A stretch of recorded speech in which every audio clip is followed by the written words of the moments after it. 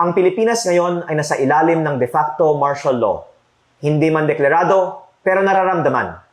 Marami ay tahimik dahil sa takot na makasuhan, dahil nakikita na ang mga kritiko ng administrasyon ang mga unang sinasampahan ng kaso habang ang ibang mga kaalyado ay hinahayaan.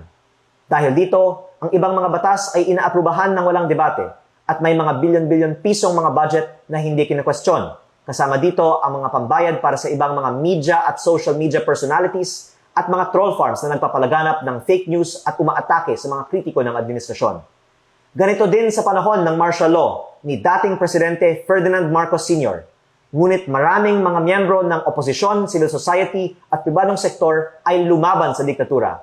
Kahit maraming ikinulong, umalis ng bansa at ginipit ang negosyo, hindi sila sumuko.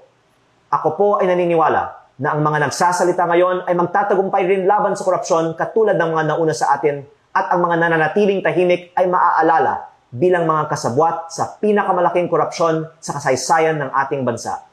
Umaasa rin po ako na ang mga nagsasalita tungkol sa korupsyon sa gobyerno ay poprotektahan ng taong bayan at gagamitin nila itong pagkakataon upang ibahagi ang katotohanan para sa kinabukasan ng ating bayan.